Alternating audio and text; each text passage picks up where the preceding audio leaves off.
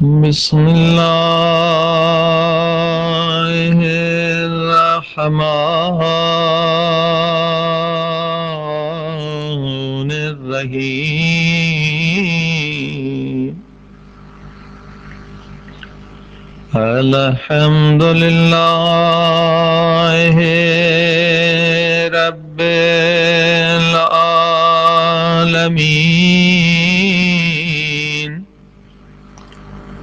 الحمد لله كما هو أهله والصلاة والسلام على سيد المرسلين وخاتم النبيين أبي القاسم محمد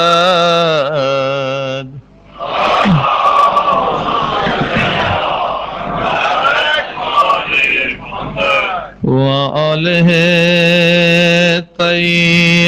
الطيبين الطاهرين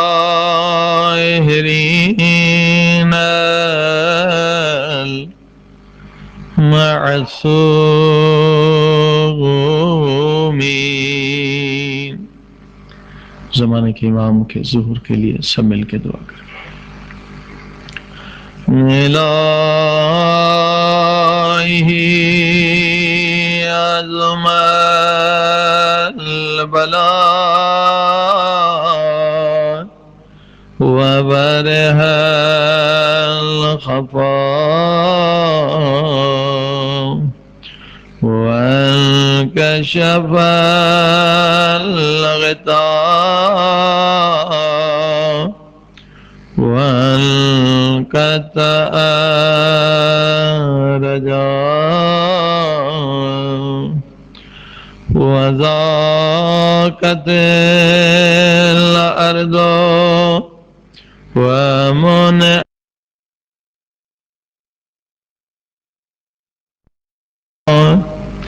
وأنت المستعان وإليك المشتكى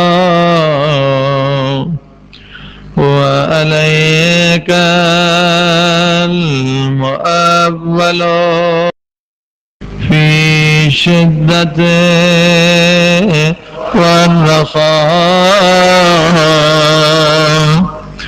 اللهم صل على محمد وآل محمد أولي الأمر الذين فرضت علينا طاعتهم وعرفتنا بذلك منزلتهم ففرج عنا بحقهم فرجا عاجلا قريبا كلامه البشر وهو أقرب. سب مل کے یا محمد یا علی یا علی یا محمد یا محمد محمد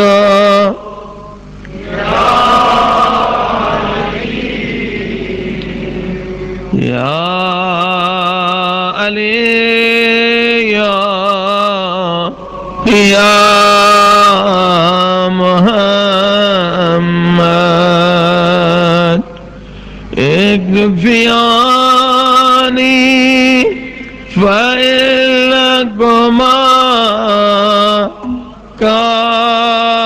کافیان وانصرانی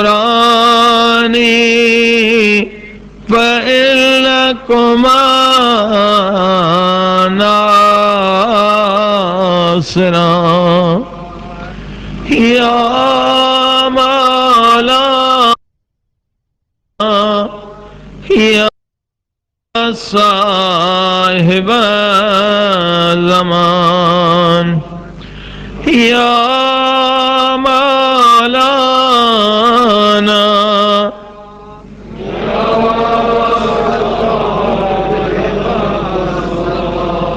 یا مولانا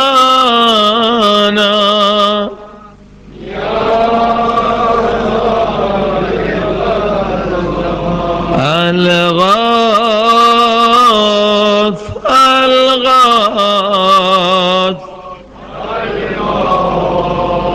أدركني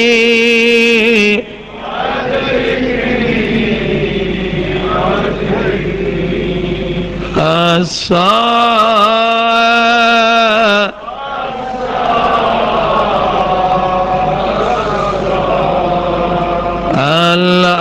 الأجل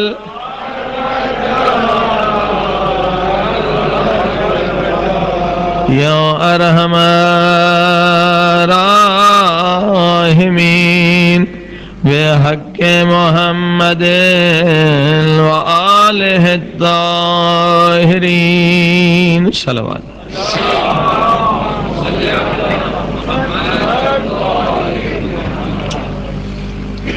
أما بعد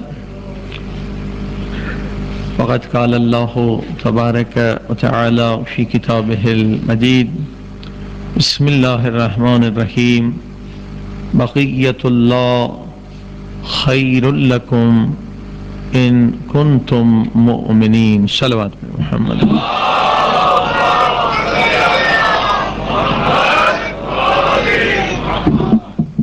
بار دیگر صلوات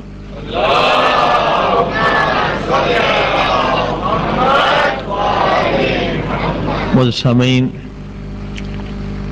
اس زمانے میں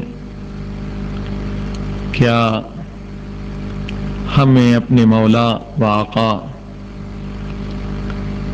یعنی حضرت امام زمانہ عجل اللہ تعالی فرجہ الشریف ارواحنا لہ الفدا کی زیارت نصیب ہو سکتی ہے یا نہیں ہو سکتی؟ اس عنوان پر یہ مجالسیں آپ سماعت فرما رہے ہیں، اور ہر دن ایسی بزرگ ہستیوں کا ذکر کرتے ہیں جنہیں خداوند عالم نے یہ شرف عطا فرمایا کہ وہ اپنی محنت و ریاضتوں کی وجہ سے اس قدر بارگاہ خدا میں اور بارگاہ امام زمانہ علیہ السلام میں کامیاب و کامران ہوئے کہ بعض کو امام نے ایک مرتبہ نہیں بلکہ کئی مرتبہ اپنی زیارت کا شرف نصیب فرما۔ صلوات میں محمد۔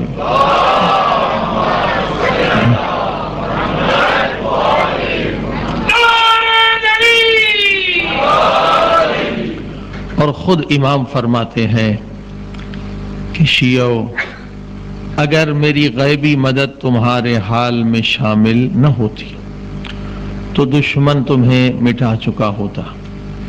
جتنی سازشیں اس مذہب اہل بیت کے خلاف کی گئی ہیں کسی اور مذہب کے خلاف نہیں کی گئی ہیں، اور جتنے شہید ہم نے تاریخ میں دیے ہیں کسی مذہب نے اتنے شہداء آج تک نہیں دیے ہیں۔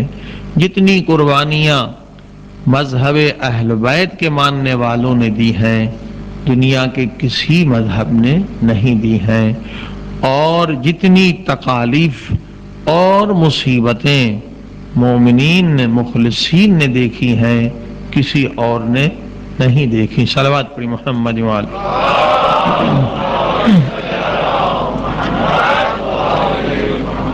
اور وہ آپ تاریخ میں بھی دیکھ سکتے ہیں، آج مختلف ممالک میں بھی دیکھ سکتے ہیں کہ ہمارے ائمہ معصومین کی قبریں بھی ایک جگہ پر نہیں ہیں۔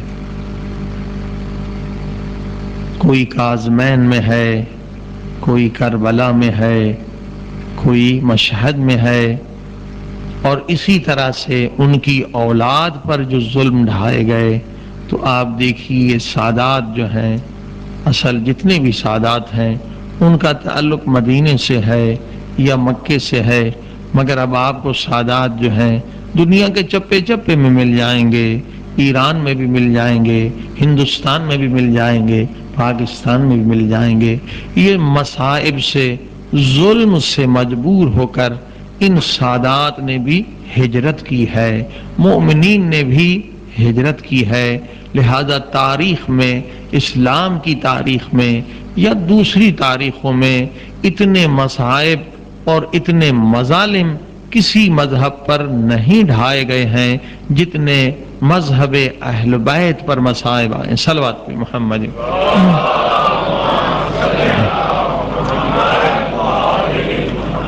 مگر کیونکہ یہ مذہب سچا مذہب ہے، یہ حق کا مذہب ہے، اور قرآن مجید کی آیت بھی موجود ہے۔ صلوات پہ محمد۔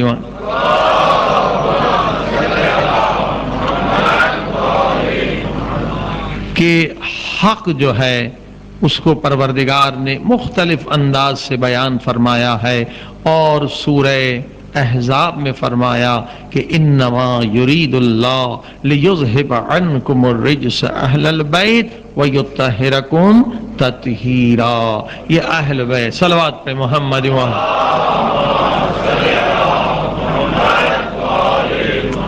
اہل بیت کو خدا نے ہر نجاست سے پاک رکھا ہے، ہر رجس سے پاک رکھا ہے، کیونکہ اہل بیت پاک ہے تو ان کا مذہب بھی پاک ہے۔ اور عزیزان گرامی، دنیا نے اس مذہب کو مٹانا چاہا، دنیا نے اس چراغ کو بجھانا چاہا، مگر آج دنیا کے کونے کونے میں حسین حسین کی صدا بلند ہے، یا محمد یا علی کی صدا بلند ہے، یا صاحب الزمان اور امام زمانہ کی صدا بلند ہے۔ صلوات پر محمد۔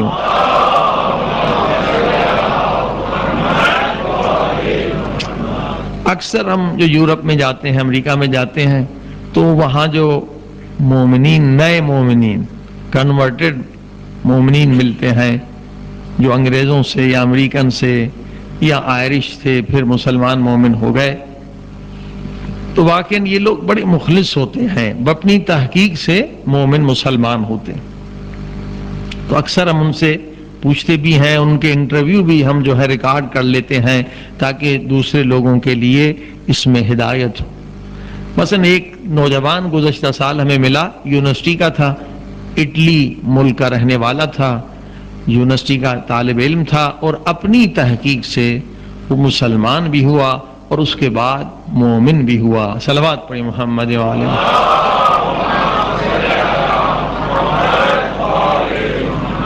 تو جب ہم نے اس سے سوال کیا کہ آپ نے مذہب اہل بیت کیوں قبول کیا، کیوں آپ جو ہے مسلمان اور پھر مومن بنے، تو ایک عجیب نقطے کی طرف اس نے متوجہ کیا۔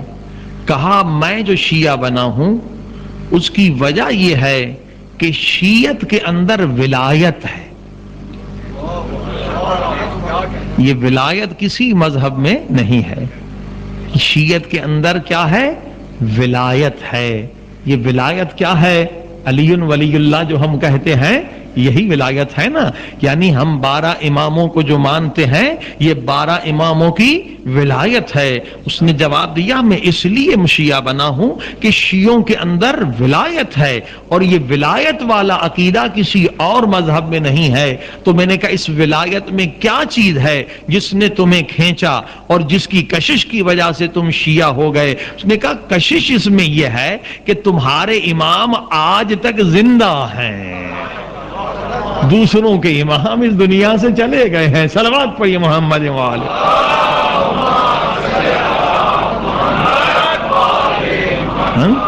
کسی امام، کسی مذہب کے امام زندہ نہیں ہے، مرحوم ہو چکے ہیں. لیکن کائنات میں اگر مذہب ہے تو مذہب اہل بیت ہے، کیونکہ اس کے پاس ولایت ہے اور ولایت کی وجہ سے ہمارے امام آج تک زندہ ہیں، کیونکہ یہ ولایت کا سلسلہ منقطع نہیں ہونے والا. صلوات پڑھیں محمد وآلہ.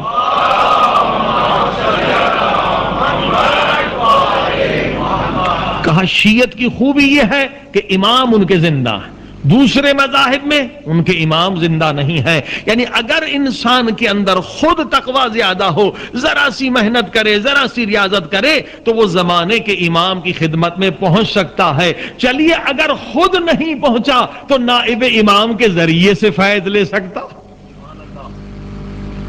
یہ ولایت کے بعد مجتہدین اور تقلید کا سلسلہ بھی ہے آپ کے ہاں، جو اور مذاہب کے اندر نہیں ہے. کہ اگر ہمارے اندر اتنا تقوی نہیں ہے، اتنا ایمان نہیں ہے کہ ہم ڈائریکٹ امام تک پہنچ جائیں، تو الحمدللہ آج بھی ایسے مجتہدین ہیں جو امام کی خدمت میں پہنچتے ہیں، وہاں سے فیض لیتے ہیں اور ہم تک پہنچاتے ہیں. صلوات پڑھی محمد وآلہ.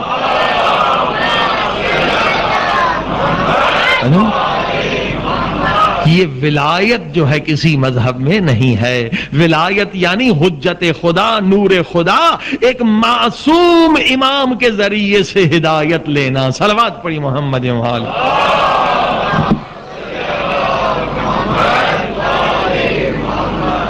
بارہ دیگر صلوات.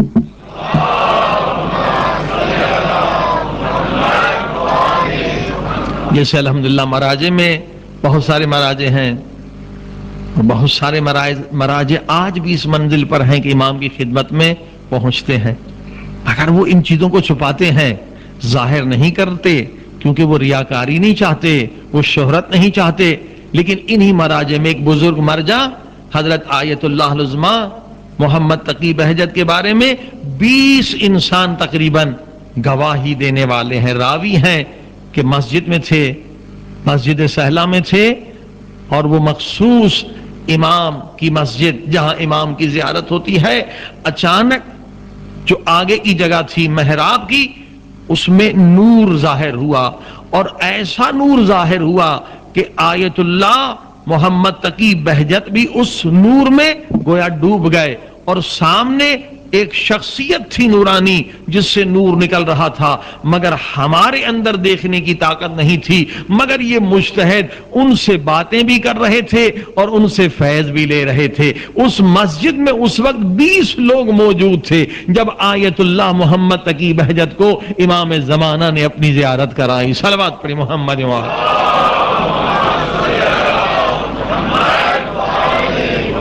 اور یہ اخبار میں بھی یہ خبر آئی تھی، کیونکہ یہ خود رسالہ بھی لکھنا نہیں چاہتے تھے. بہت لوگوں نے کہا کہ آپ سب میں سینئر ہیں اس وقت، آپ رسالہ لکھیں، ہم آپ کی تقلید کرنا چاہتے ہیں. مگر یہ عارف لوگ رسالہ بھی نہیں لکھتے ہیں. آخر حتیٰ کہتے ہیں آیت اللہ خامنئی نے جو ہے وہ درخواست کی دوسرے مجتہدین نے کہ آپ ہم میں سب سے زیادہ سینئر ہیں، آپ جو ہیں رسالہ لکھیں. اور بڑی مشکل کے بعد جو ہے وہ راضی ہوئے کہ ٹھیک ہے میرے جو فتوے ہیں وہ چھاپ دیں، اس شرط کے ساتھ کہ میرے نام کے ساتھ آیت اللہ عظمیٰ نہ لکھنا. صلوات پڑھیے محمد وآلہ.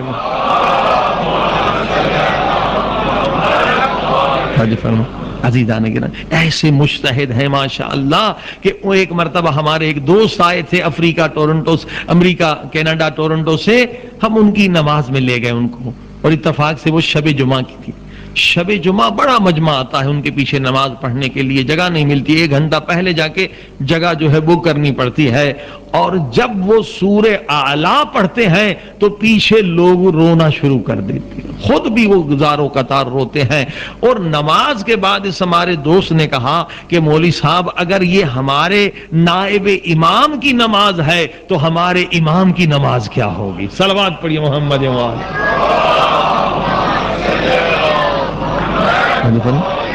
تو عزیزان کے شکر کریں اس نعمت پر کہ ہمارے پاس ولایت کا نور ہے کہ ڈائریکٹ یا نائب امام کے ذریعے سے آپ فیض لے رہے ہیں۔ اس لیے دنیا والے جتنی سازشیں کر رہے ہیں اس مذہب اہل بیت کے خلاف، وہ انہی کے گلے میں پڑ رہی ہیں، وہ انہی کے گلے میں ہڈی بن کر اور ان کے لیے مشکلات پیدا کر رہی ہیں۔ کتنی ہزاروں سازشیں کی گئیں، مگر کیونکہ ہمارے امام موجود ہیں، ہمارے وارث موجود ہیں، وہ ان سازشوں کو نیست و نابود کر دیتے ہیں۔ صلوات پڑھی محمد۔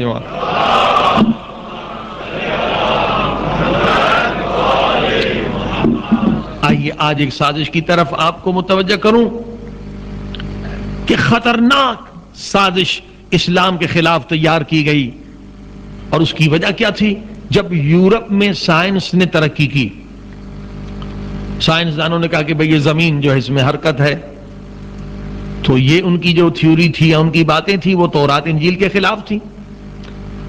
تو وہ مولوی جو پادری تھے عیسائی، انہوں نے کہا بھائی ان کو پھانسی پہ چڑھا دو، یہ تو کفر بک رہے ہیں۔ ٹھیک ہے، یہاں سے سائنسدانوں اور پادریوں کی جنگ شروع ہو گئی۔ اب اس زمانے میں پادریوں کا بڑا زور تھا، اب پھر اور آگے تحقیق بنی، اور جیسے جیسے سائنس ترقی کر رہی ہے ویسے ویسے وہ تورات کے خلاف باتیں جا رہی ہیں، کیونکہ تورات میں آج بھی ہزاروں باتیں ایسی ہیں جو عقل کے خلاف ہیں، فطرت کے خلاف ہیں۔ خود ایک کتاب بھی لکھی گئی ہے 50,000 errors in Bible، 50,000 غلطیاں بائبل کے اندر، تورات انجیل کے اندر۔ اب سائنس تو ترقی کر رہی ہے اور ادھر لوگوں کا عقیدہ بگڑ رہا ہے، کیونکہ ان کی تورات میں جو ہے بالکل غلط باتیں لکھی ہوئی ہیں، فطرت کے خلاف، عقل کے خلاف۔ مثلا آپ دیکھیے یہی جو عام بات ہے عیسائیت میں، بھائی عیسائیوں میں اگر آپ کو متقی بننا ہے تو کیا شرط ہے؟ کہتے ہیں اگر آپ کو اللہ والا بننا ہے نا تو کبھی شادی نہیں کرنا۔ اب آج کون نوجوان مانگے گا؟ کون مانے گا کہ بھائی شادی نہ کرو تو اللہ والے بنو؟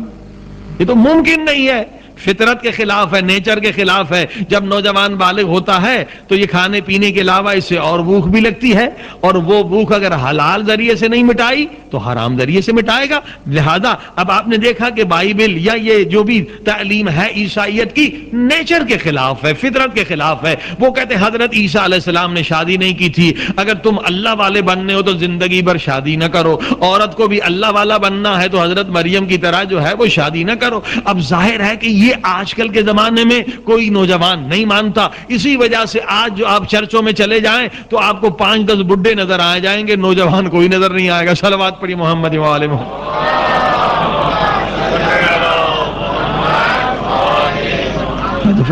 کہ نیچر کے خلاف ہے، لیکن اسلام جو ہے نیچر کے مطابق ہے۔ وہ کہتے ہیں متقی تب بنو گے جب شادی نہ کرو، لیکن اسلام کیا کہہ رہا ہے؟ قرآن کیا کہہ رہا ہے؟ اسلام کہتا ہے متقی تب بنو گے جب شادی کرو گے۔ اب فرق دیکھا آپ نے اسلام میں اور کرسچینٹی میں، عیسائیت میں۔ اللہ کے رسول کی حدیث ہے، مولا علی کا بھی فرمان ہے کہ لوگوں، نوجوانوں، جب تک تم نے شادی نہیں کی ہے تمہارا دین بھی آدھا ہے، تمہارا ایمان بھی آدھا ہے۔ جب تم شادی کر لو گے تو دین بھی مکمل ہو جائے گا، ایمان بھی مکمل ہو جائے گا۔ اب دیکھیے کتنا فرق ہے۔ کیوں دین آدھا ہے؟ کیونکہ جب شادی نہیں ہے تو انسان کو شیطان بڑے آرام سے بھٹکا سکتا ہے۔ کوئی گندی کتاب کے ذریعے سے بھٹکا سکتا ہے، گندی سی ڈی کے ذریعے سے، انٹرنیٹ کے ذریعے سے، ہزاروں ذریعے سے، کیونکہ اس کے پاس بیوی نہیں ہے، آرام سے وہ بھٹک جاتا ہے۔ اس کا دین آدھا ہے، اس کا ایمان آدھا ہے۔ لیکن اگر جو شادی شدہ ہے تو ظاہر ہے اسے شیطان نہیں بھٹکائے گا۔ اسے کیا ضرورت ہے کہ وہ ویڈیو کی دکانوں پر جائے گندی ویڈیو لے؟ اس کے پاس اپنی بیوی موجود ہے۔ جس کے پاس حلال کا کھانا موجود ہے وہ حرام کے کھانے کے پیچھے کیوں لگے؟ صلوات پڑھی محمد و آل محمد۔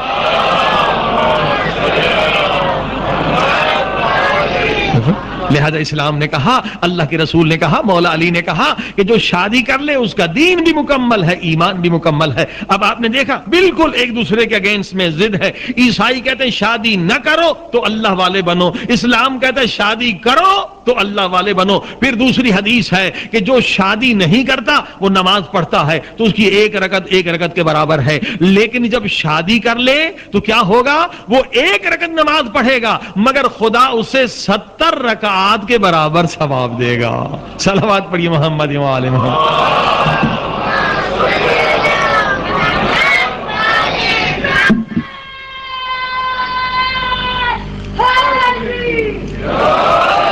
ایک رکعت کتنا؟ 70 رکعت.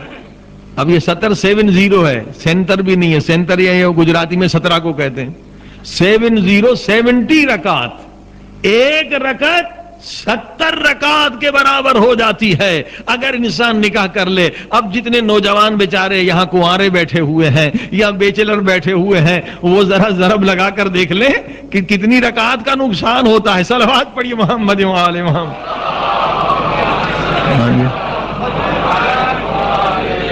اب آپ نے دیکھا اسلام دین فطرت ہے، دین نیچر ہے. اب کیا ہوا؟ دیکھا عیسائیوں نے کہ بھائی یہ نوجوان تو بے دین ہو رہے ہیں، خلاف عقل باتیں ہزاروں ہیں تورات انجیل میں. وقت نہیں ہے کہ ان کی طرف ہم آپ کو لے جائیں عزیزان گرامی. اب کیا ہوا؟ عیسائیوں نے کئی فلسفیوں کو خریدا اس زمانے میں کہ تم کچھ فلسفی طریقے سے عقلی دلیل سے کرسچینٹی کو ثابت کرو، ہم اتنے پیسے دیں گے. وہ بھی آ گئے میدان میں. بہت انہوں نے بھی کوشش کی. مثلا یہ ہولی ٹرینٹی کا 3 خداؤں کا مسئلہ جو ہے وہ بھی عقل سے ثابت نہیں ہو سکتا. صلوات پڑھیے محمد و آل محمد. جو بنیادی ان کا عقیدہ ہے وہ بھی عقل سے ثابت نہیں ہو سکتا.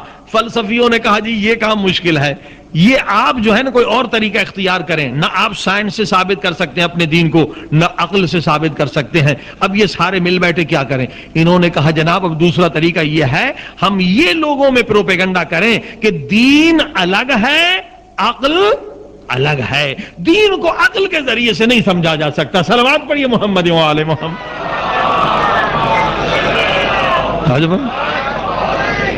کیونکہ جہاں عقلی بحث شروع ہوگی مسیحیت باطل ہو جائے گا. تو انہوں نے یہ خوب پروپیگنڈا کیا کہ اب بجائے اس کے کہ ہم لڑائی کریں عیسائی جو ہے لڑائی کریں سائنسدانوں سے، فلسفیوں سے، ہم یہ نعرہ بلند کریں کہ دیکھو دین الگ ہے، عقل الگ ہے. کبھی دین کو عقل کے ذریعے سے سمجھا نہیں جا سکتا. اب یہ وہاں تو انہوں نے پروپیگنڈا کی مگر انہوں نے دیکھا کہ بھئی اسلام ایسا دین ہے جو ٹوٹل 100% 100% عقل کے مطابق ہے.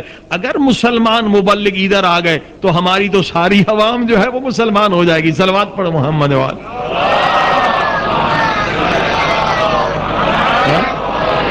اب ہم کیا کریں؟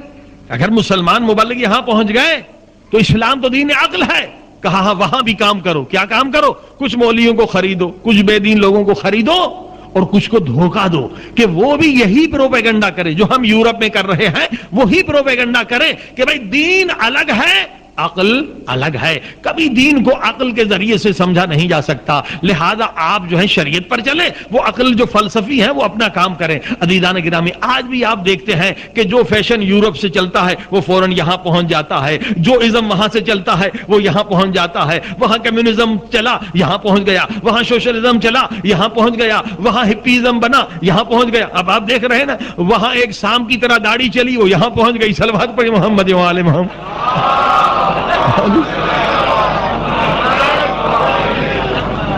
انگلینڈ میں ہم گئے غور سے دیکھ رہے تھے کہ بھائی اس کے منہ پہ سانپ بیٹھا ہوا یا بچھو بیٹھا ہوا ہے.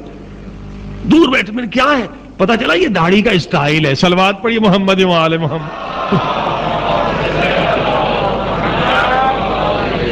اب کچھ دنوں کے بعد ہم نے دیکھا کہ وہ داڑھی یہاں بھی آ گئی، پاکستان میں بھی آ گئی. تو اب دیکھ رہے ہیں کہ لوگ جو ہے وہاں سے اثر لیتے ہیں. اب جب وہاں عیسائیوں نے پروپیگنڈا کیا کہ دین الگ ہے، عقل الگ ہے، پیسہ بھی چلایا، کچھ لوگوں کو بھی خریدا، شیعوں کے اندر بھی سنیوں کے اندر بھی انہوں نے بھی پروپیگنڈا کر لیا کہ بھئی دین الگ ہے، عقل الگ ہے. اس سازش کا شکار شیعہ بھی ہو گئے، سنی بھی ہو گئے. صلوات پڑھی محمد و آل محمد.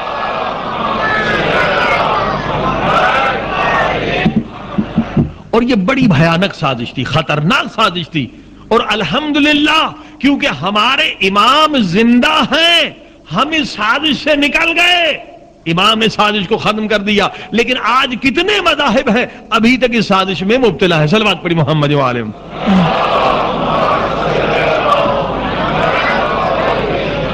آ کے یہاں مسلمان ممالک میں پروپیگنڈا کیا کہ بھئی دین الگ ہے عقل الگ ہے. دین کو عقل کے ذریعے سے سمجھنا بالکل ہی بیکار بات ہے، بے دین ہو جاؤ گے. عقل الگ ہے تو کبھی عقلی بات نہ کرو، دین کی بات کرو. عقل والے الگ ہیں. لہذا اب آپ دیکھیں گے کتنے مذاہب ہیں وہاں منطق پڑھانا حرام ہے. کیوں؟ منطق جو ہے نا یہ عقلی لاجک یعنی وزڈم کی بات ہے نا، عقل کی بات ہے، عقلی دلیلات. فلسفہ پڑھانا بھی حرام ہے کہ یہ دین جو ہے الگ ہے، یہ عقلی مضامین ہے. ان کا مدرسے میں کیا کام ہے؟ صرف قرآن اور حدیث پڑھ. عقل کا کوئی بھی کام ہی نہیں ہے، منطق کا کوئی کام ہی نہیں ہے. عزیزان گرامی اب آپ نے دیکھا اور اس کا شروع میں شیعہ بھی شکار ہو گئے. ظاہر کہے گا ہوا چلی تھی کہ سازش چلی تھی تو یہاں کچھ ہمارے لوگ بھی اسی کے مبتلا ہو گئے کہ بھئی دین الگ ہے عقل الگ ہے. صلوات پڑھی محمد و آل محمد.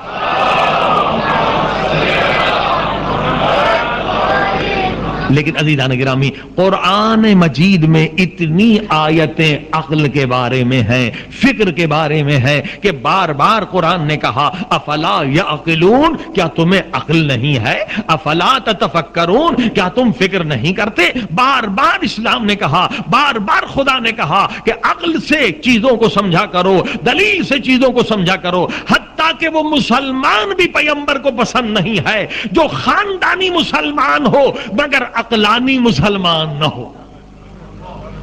اسلام عقل پر زور دیتا ہے کہ دین عقل ہے. کہ صرف باپ نے سنایا کہ عقیدہ ہے وہ مان لو، غلط ہے. اپنی عقل کے ذریعے سے تقلید واجب ہے فروع دین میں، مگر اصول دین میں تقلید جائز نہیں ہے. یہاں اپنے عقل کے ذریعے سے توحید کو سمجھنا ہے، نبوت کو سمجھنا ہے، امامت کو سمجھنا ہے. وہ مشہور واقعہ آپ کی خدمت میں بتاؤں کہ اللہ کے رسول سرکار حضرت محمد مصطفیٰ صلی اللہ علیہ وسلم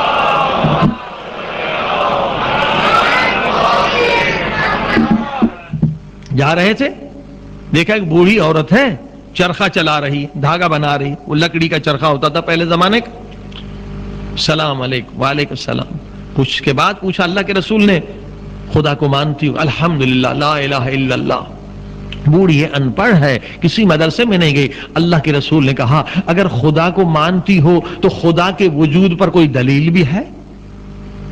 اللہ کے رسول یہ بیچاری مدرسے میں نہیں گئی، الف بے بھی نہیں جانتی، کوئی یونیورسٹی کی طالبہ نہیں ہے، یہ بیچاری بوڑھی ہے، بس اس کا عقیدہ ہے لا الہ الا اللہ کافی ہے. مگر اللہ کے رسول فرماتے نہیں، چاہے بوڑھی ہو یا بوڑھا ہو مگر مجھے مسلمان وہ چاہیے کہ جو عقیدہ رکھتا ہو اس پر دلیل بھی رکھتا ہو. مسلمان وہ کام کا ہے کہ ہاتھو برہانکم ان کنتم صادقین. یہ بار بار قرآن نے کہا ہے اگر تم سچے ہو تو دلیل لاؤ. یعنی جو بھی عقیدہ آپ رکھتے ہیں اس عقیدے پر دلیل رکھنا ضروری ہے ورنہ عقیدہ باطل ہے. صلوات پڑھی محمد و آل محمد.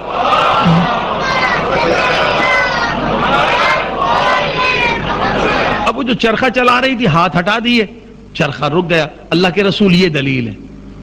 پھر بھی اللہ کے رسول کانے نہیں ہوئے، کہا سمجھاؤ، سب کو سمجھاؤ کیا دلیل ہے. کہا اللہ کے رسول یہ لکڑی کا چرخہ ہے، میں چلا رہی تھی، چل رہا تھا، جب میں نے ہاتھ ہٹا دیے تو رک گیا. تو جب یہ چھوٹا چرخہ بغیر چلانے والے کے نہیں چل سکتا تو یہ جو سورج نکل رہا ہے اور چاند ڈوب رہا ہے، یہ جو دن ہو رہا ہے اور رات ہو رہی ہے، یہ دلیل ہے کہ کائنات کا چرخہ چلانے والا کوئی موجود ہے. صلوات پڑھے محمد.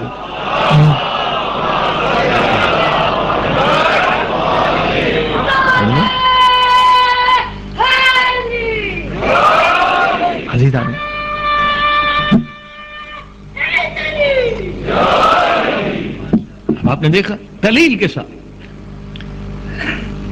امام جعفر صادق علیہ السلام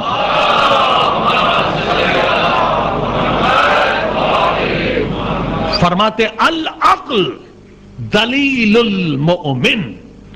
عقل مومن کے لیے بہترین دلیل ہے، رہنما ہے. اگر عقل کو جدا کر دیا جائے، عقل اور شریعت میں کہیں ٹکراؤ نہیں ہے. البتہ عیسائیوں کے ہاں تو ہے، ہزار بار ہے، مگر اسلام کے اندر جو عقل کا فیصلہ ہے وہی شریعت کا فیصلہ ہے. جو شریعت کا فیصلہ ہے وہی عقل کا فیصلہ ہے. اور ابھی آپ سمجھ جائیں گے کیوں، وجہ کیا ہے. اسلام میں ٹکراؤ کیوں نہیں ہے، عیسائیت میں ٹکراؤ ہے، یہودیت میں ٹکراؤ ہے، دیگر مذاہب میں عقل کے ساتھ ٹکراؤ ہے، مگر اسلام وہ واحد ہے مذہب، دنیا کا وہ مذہب اور دین ہے واحد جہاں عقل جو بات کہتا ہے وہی شریعت کا حکم ہوتا ہے. ٹکراؤ نہیں ہے، متضاد احکام نہیں ہے. وجہ کیا ہے، وجہ یہ ہے کہ یہ وہ دین ہے، اس دین کا خالق بھی خدا ہے اور عقل کا خالق بھی خدا ہے. تضاد وہاں ہوتا ہے جہاں خالق دو بن بیٹھے. صلوات پڑھیں محمد وال.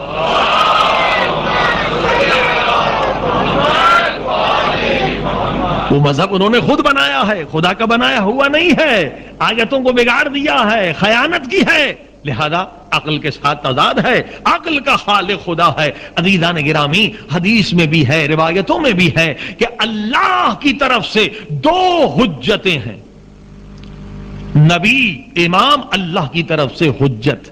اگر ہم نے نبی کو نہ مانا تو ہم مجرم ہیں، ہم گناہگار ہیں، ہم کافر کہلائیں گے، کیونکہ نبی اللہ کی طرف سے حجت ہے. اگر کوئی زمانے کے امام کا انکار کرے تو وہ مجرم ہے، وہ گناہگار ہے، وہ فاسق ہے، وہ فاجر ہے، کیونکہ حجت خدا کا انکار کر دیا. تو اب حدیث میں ہے کہ اللہ کی طرف سے حجتیں دو ہیں، ایک ظاہری حجت، دوسری باطنی حجت. ظاہری حجت انبیاء ہے، باطنی حجت عقل ہے. عقل حجت ہے. اسلام میں عقل کی اہمیت ہے. عقل حجت خدا ہے، باطنی حجت ہے. اچھی بات. ابھی آسان سی مثال سے بچے بھی سمجھ جائیں. اب فرض کریں آپ اپنے گھر میں بیٹھے ہوئے ہیں، ایک مومن دوڑتا ہوا آیا. مومن دوڑتا ہوا، بھائی صاحب دروازہ کھول. کیا بات ہے، مجھے کافر قتل کرنا چاہتے ہیں، میں پناہ لینے آیا ہوں. کہ بسم اللہ. آپ نے پناہ دی. مومن کو پناہ دینا لازم ہے، ضروری ہے. مومن کی عزت بچانا، جان بچانا سب پر فرض ہے. آپ مومن ہیں، آپ نے اس کو جگہ میں چھپا دیا. تھوڑی دیر کے بعد پولیس آ گئی، کافر پولیس آ گئی. تمہارے گھر میں مومن ہے، فلاں آدمی ہے. اب بتائیے آپ کیا جواب دیں گے؟ سچ بولیں گے، جھوٹ بولیں گے؟ اگر آپ نے یہاں سچ بولا تو اس مومن کی جان جائے گی اور قاتل آپ ہوں گے. ہاں، کیونکہ اگر آپ نے بتا دیا وہ تو اس کو قتل کرنا چاہتے ہیں. اگر آپ نے یہ سوچا جی وہ جھوٹ بولنا جو ہے گناہ ہے کبیرہ، مولوی صاحب نے بتایا تھا، تو میں کیوں جھوٹ بولوں، میں بتا دیتا ہوں میرے گھر میں چھپا ہوا ہے، تو کیا ہوگا؟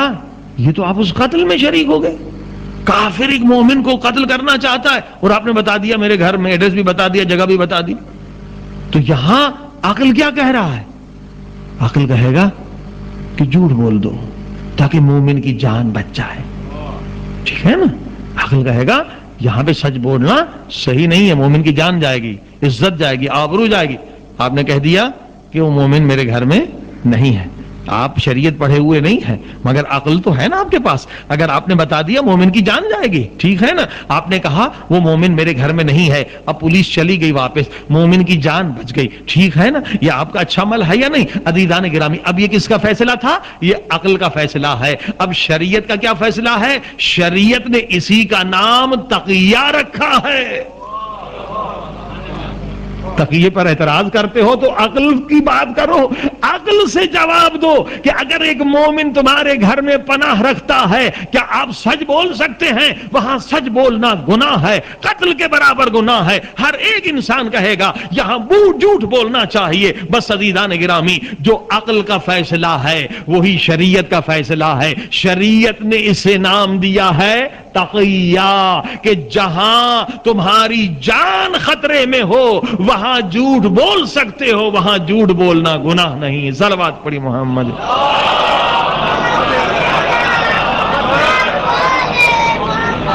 فرمائے صلوات پڑھی محمد وعلم.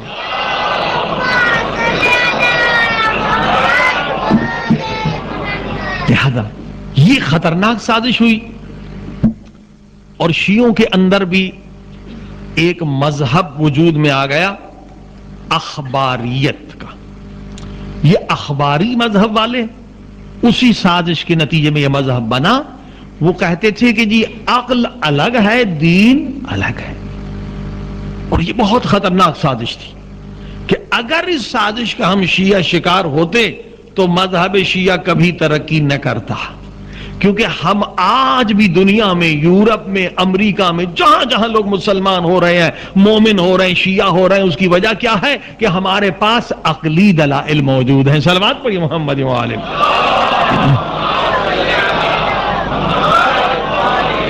یہ یورپ کی جو ہوا آئی تو دوسرے مذاہب جہاں متاثر ہوئے، شیعوں کے اندر بھی ایک فرقہ بن گیا اخباریت کا. وہ کیا کہتے تھے؟ وہ کہتے تھے بھئی دین الگ ہے، عقل الگ ہے، لہذا عقل کے ذریعے سے دین کو سمجھا نہیں جا سکتا. اور دوسری ان کی بات کیا تھی؟ وہ کہتے تھے قرآنی دلائل جو ہیں وہ حجت نہیں ہے. یہ اس سے بھی خطرناک تھا. قرآنی دلائل حجت نہیں ہے، یعنی قرآنی دلیل کو ہم نہیں مان سکتے. کیوں نہیں مان سکتے؟ کہتے تھے قرآن میں ناسخ ہے، منسوخ ہے، محکم ہے، متشابہ ہے. اب ہمیں کیا پتا کہ یہ قرآن کی آیت محکم ہے یا متشابہ ہے، ناسخ ہے یا منسوخ ہے؟ تو ہم قرآن کی آیت کیسے دلیل میں لا سکتے ہیں؟ فقط امام دلیل میں لا سکتے ہیں. ہم جو ہے قرآنی دلیل کو نہیں مانتے، بلکہ ہم صرف معصوم کے قول کو مانتے ہیں. اس کے علاوہ قرآن ہمارے لیے حجت نہیں ہے، یعنی قرآنی دلیل کو ہم نہیں مانتے اور عقلی دلیل کو بھی نہیں مانتے. اب اگر یہ سازش کامیاب ہو جاتی تو ہمارا مذہب بھی ختم ہو جاتا. کیونکہ اگر ہم مولا علی کی خلافت کو ثابت کرتے ہیں تو قرآن کی آیت سے ثابت کرتے ہیں. اگر اہل بیت کی طہارت کو ثابت کرتے ہیں تو قرآن کی آیت سے ثابت کرتے ہیں. اگر امام زمانہ عجل اللہ تعالی فرجہ شریف کے وجود مبارک کو ثابت کرتے ہیں تو ہم اسی قرآنی دلیل سے ثابت کرتے ہیں. اگر قرآنی دلائل کو ہم چھوڑ دیں تو نہ ہم کوئی چیز ثابت کر سکتے ہیں، نہ کسی کو شیعہ بنا سکتے ہیں. صلوات پڑھی محمد و آلہ.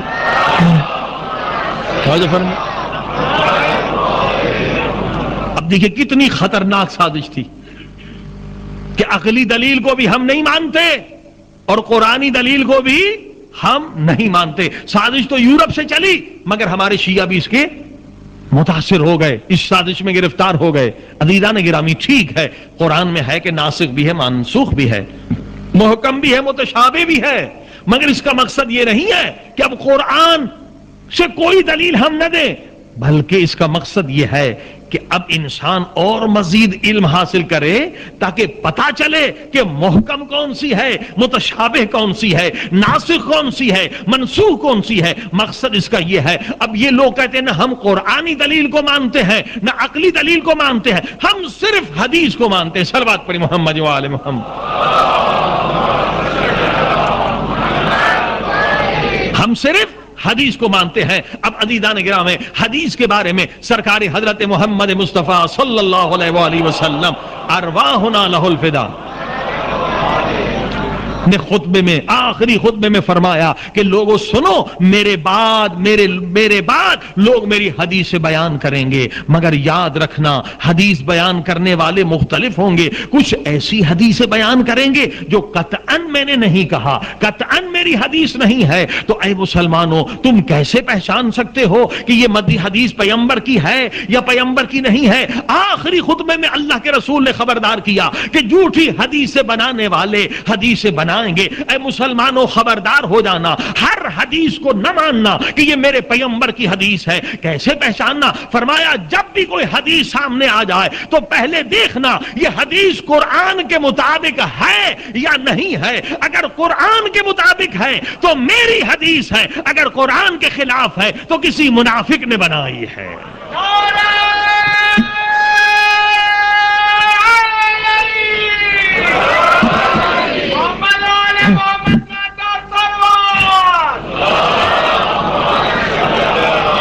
اب آپ نے دیکھا معیار قرآن ہے نہ کہ حدیث.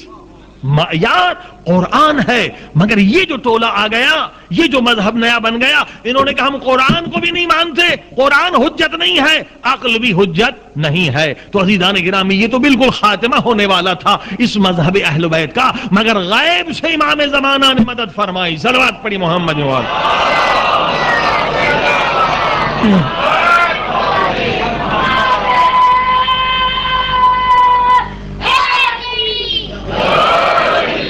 عزیزان کرام، بہت خطرناک سازش تھی. اگر اس میں دشمن کامیاب ہو جاتا مذہب اہل بیت ختم ہو چکا تھا. اصل آج ہم جو دنیا میں پھیل رہے ہیں انہی دو چیزوں کی وجہ سے کہ ہمارے پاس قرآنی دلیل، جو بھی کام ہم کرتے ہیں، اگر ماتم کرتے ہیں اس کے پاس ہمارے پاس قرآنی دلیل ہے، اگر ہاتھ کھول کر نماز پڑھتے ہیں اس کے پاس ہمارے پاس قرآنی دلیل ہے، اگر روزہ دیر سے چھوڑتے ہیں تو اس کے پاس ہمارے پاس قرآنی دلیل ہے، اگر متع کے ہم ماننے والے ہیں تو متع کی آیت قرآن میں موجود ہے. جو کام ہم کرتے ہیں اس پر ہمارے پاس قرآنی دلیل بھی ہے اور عقلی دلیل بھی ہے. اسی لیے مذہب ہمارا ترقی کر رہا ہے. صلوات پڑھی محمد.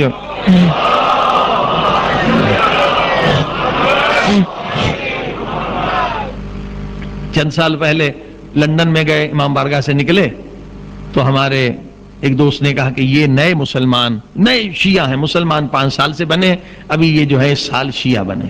امریکن تھے. سلام دعا ہوئی. ہم نے کہا جناب آپ بتائیے آپ کیسے مسلمان ہوئے اور کیسے شیعہ ہوئے؟ تو انہوں نے کہا کہ کچھ سعودی عرب کے لوگ تھے، ان کے ذریعے سے میں نے اسلام کو قبول کیا اور 5 سال تک میں پڑھتا رہا دین، اسلام، قرآن، الحمدللہ یہ سب میں نے پڑھ لیا. اور پھر میرے استاد نے مجھے سرٹیفکیٹ بھی دیا کہ اب آپ نماز بھی پڑھا سکتے ہیں، اب آپ بالکل مبلغ عالم بھی بن سکتے ہیں، بالکل آپ پکے مسلمان ہو گئے. بس ایک خیال رکھا کریں کہ شیعوں سے ذرا دور رہیے. یہ ہمارے مسلمانوں میں ایک فرقہ ہوتا ہے شیعہ، یہ بڑے کافر لوگ ہیں، ان سے دور رہو. میں نے کہا قبلہ وہ کیوں کافر ہیں؟ انہوں نے کہا جی انہوں نے 40 پارے والا قرآن بنایا ہے. میں نے کہا اچھا، انہوں نے قرآن اپنا بنایا ہے، سارے مسلمانوں کا 30 پارے والا قرآن ہے، شیعوں کا جو ہے 40 پارے والا، لہذا شیعوں سے ذرا دور رہنا.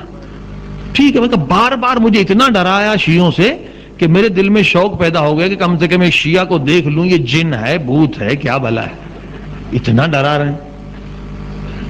تو ایک دن میں ٹیوب میں انڈر گراؤنڈ میں جا رہا تھا تو سامنے ایک مسلمان قرآن پڑھ رہا تھا. لگ رہا کہ مسلمان ہے، قرآن پڑھ رہے ہیں. سلام دعا ہوئی. بھئی آپ کون ہیں، کون سے مسلمان ہیں؟ اس نے کہا میں شیعہ. اچھا، پہلی مرتبہ شیعہ نظر آیا. کہا بھئی آپ جو پڑھ رہے ہیں قرآن مجید میں دیکھ سکتا ہوں؟ کہا دیکھ سکتے. اس نے قرآن پرنٹ تھا ایران سے، مجھے دے دیا. میں نے بھی جیب سے قرآن نکالا کیونکہ استاد نے کہا تھا شیعہ کافر ہیں، اس کے جو قرآن ہے نا 40 پارے والا. اب میں نے اپنا قرآن نکالا، شیعہ کا قرآن رکھا، ادھر بھی سورہ الحمد ہے، ادھر بھی سورہ الحمد ہے، ادھر بھی سورہ بقرہ ہے، ادھر بھی سورہ بقرہ. ایک ایک سورہ دیکھتا گیا، دیکھا بھائی یہ تو وہی 30 پارے والا ہے، سوروں کی ترتیب وہی ہے، بالکل ایک لفظ کا فرق نہیں ہے. میں نے شیعہ بھائی سے کہا کہ بھائی آپ اجازت دے سکتے ہیں یہ چند دنوں کے لیے قرآن مجھے ذرا کسی کو دکھانا؟ کہا کوئی حرج نہیں. کہا میں گیا اپنے استاد کے پاس کہ استاد محترم آپ نے فرمایا تھا کہ شیعوں کا قرآن جو 40 پارے والا ہے، دیکھیے یہ ایران سے چھپا ہوا ہے، یہ قرآن ایک شیعہ نے مجھے دیا، یہ تو 30 پارے والا ہے. کہ ایک مرتبہ وہ استاد صاحب غصے میں آ گئے کہ تم شیعہ سے ملے کیوں؟ ہم نے پہلے دن ہی تمہیں منع کیا تھا، خطرناک لوگ. وہ غصہ کرنے لگا. میں بھی امریکن مائنڈ تھا، بالکل آزاد خیال ہوتے. کہا میں بھی غصے میں آ گیا کہ بھائی میں مسلمان بناؤں، کوئی تیرا زر خرید غلام تو نہیں بنا کہ تو کہہ رہا اس سے ملو اس سے نہیں ملو. صلوات پڑھی محمد.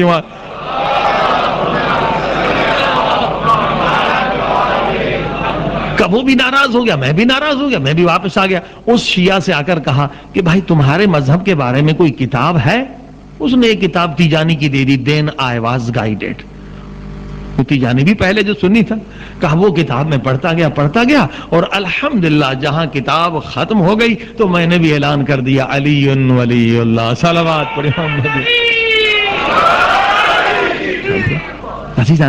کیوں لوگ ہو رہے ہیں، کیوں مذہب اہل بیت کو قبول کر رہے ہیں؟ اس لیے کہ ہمارے پاس ہر چیز کے قرآنی دلائل بھی موجود ہیں اور عقلی دلائل بھی موجود ہیں. مگر یہ سازش ہوئی شیعت کے خلاف اور اس کا شکار ہو گئے کچھ علماء اور غیر علماء. کہنے لگے عقلی دلیل ہمارے لیے حجت نہیں، قرآنی دلیل ہمارے لیے حجت نہیں، اور یہ مذہب وجود میں آ گیا اخباریت کا. اب اگر یہ مذہب کامیاب ہو جاتا تو بالکل شیعت کا خاتمہ ہو جاتا، مگر غیب سے امام زمانہ نے مدد فرمائی. صلوات پڑھی محمد.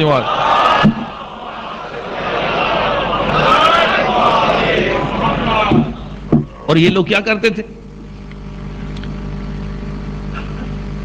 یہ لوگ صرف کہتے تھے حدیث کو ہم مانتے، جو بھی حدیث ہے وہ سچی ہے، قابل قبول ہے. حالانکہ غلط ہے. حدیثوں کے اقسام ہیں، ہر حدیث کو ہم نہیں مان سکتے کہ یہ 100% سچی ہے۔ اب کیونکہ علامہ ہلی نے رحمت اللہ علیہ نے حدیثوں کے اقسام بتائے ہیں کہ یہ حدیث قوی ہے، یہ حدیث ضعیف ہے، یہ حسن ہے، یعنی راوی کے اعتبار سے کہ یہ کس قدر قابل قبول ہے، تو انہوں نے لوگوں کے درمیان یہ پروپیگنڈا کیا کہ دیکھو بھائی یہ علامہ ہلی جو ہے یہ کیسے عالم ہے، کیسے مجتہد ہے، امام کی حدیث کو نعوذ باللہ ضعیف کہہ رہے ہیں۔ تو جو جاہل لوگ تھے کہہ رہے ہیں ہاں بھائی بالکل علامہ ہلی جو بہت برے آدمی ہیں، سمجھو وہ امام کی حدیث کو ضعیف نہیں کر رہے ہیں، خود امام نے فرمایا ہے، خود امام جعفر صادق علیہ الصلوۃ والسلام نے فرمایا، وہی جملہ فرمایا ہے جو پیغمبر اسلام نے فرمایا ہے کہ اے ہمارے شیعو، جب بھی کوئی ہماری حدیث تمہارے پاس پہنچے تو فوراً اسے قبول نہ کرنا، اگر 2 حدیثیں ہماری پہنچے اور دونوں آپس میں ایک دوسرے کے خلاف ہیں تو دیکھنا جو حدیث قرآن کے مطابق ہے وہ ہماری ہے، جو قرآن کے خلاف ہے کسی منافق کی ہے۔ فرمو خود امام نے بتایا۔ تو عزیزان گرامی یہ سازش شروع ہو گئی۔ اب آپ نے دیکھا علامہ ہلی رحمت اللہ علیہ کا انتقال ہو چکا تھا، ان کے خلاف پروپیگنڈا ہو گیا اور یہ نیا مذہب وجود میں آ گیا، اخباریت کا مذہب۔ اور انشاءاللہ یہ کل بتاؤں گا کہ کیسے امام زمانہ نے مدد فرمائی اور اس مذہب کو بالکل ہی ختم کر دیا۔ صلوات پڑھی محمد و آل محمد۔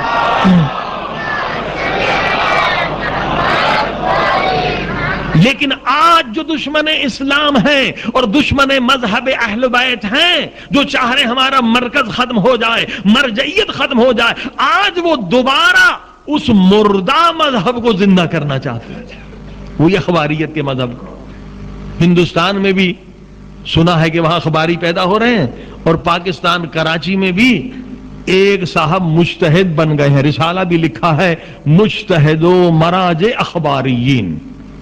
تو فرمائی آپ نے مجتہد بن گئے اخباریوں کے، حالانکہ یہ مذہب امام نے ختم کر دیا تھا، مگر آج جو نئے دشمن ہیں چاہتے شیعت جو ہے کیسے ختم ہو، اتنے شہید ہو رہے ہیں پھر بھی بڑھ رہے ہیں، حملے ہو رہے ہیں، گھر جلا رہے ہیں، مساجد جلا رہے ہیں، مگر شیعت میں اور بھی ترقی ہو رہی ہے۔ تو انہوں نے جو سوچا کہ یہ 3 طاقتیں ہیں شیعوں کے پاس، ان کا مرکز ایک ہے، مرکز کو ختم کرو، عزاداری کی طاقت ہے، عزاداری کی شکل و صورت کو بدل دو، اور خمس کا نظام ہے، لہذا اسی مردہ مذہب کو دوبارہ زندہ کیا جا رہا ہے۔ صلوات پڑھی محمد و آل محمد۔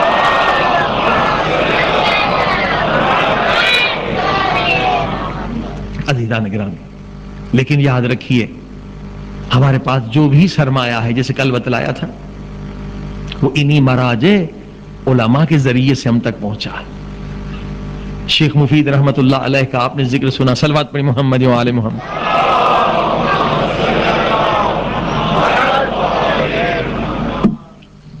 اگر غیبی مدد نہ ہوتی ان مراجع کو تو یہ مراجع اتنی تبلیغ نہیں کر سکتے تھے، ان سازشوں کا مقابلہ نہیں کر سکتے تھے، بڑی بڑی حکومتوں سے ٹکرا نہیں سکتے تھے، غیبی مدد رہی۔ حضرت شیخ مفید کا مشہور واقعہ آپ نے سنا ہوگا، اشارہ کر دوں کہ جب ایک شخص آدھی رات کو آیا کہ میری بیوی حاملہ تھی، ان کا انتقال ہو گیا، اب پیٹ میں بچہ ہے، اب بتائیے ہم کیا کریں، بچے کے ساتھ دفنا دیں؟ تو جو ان کے سامنے احادیث تھیں کہ میت کا احترام ہے، میت تنکے کا برابر وزن برداشت نہیں کر سکتا، چیزا کہ اس کے پیٹ کو چاک کیا جائے، جو ان کا علم تھا اس کے مطابق انہوں نے فتویٰ دیا کہ نہیں، میت کی بے احترامی نہ کرو، انہیں اس طرح سے دفنا دو۔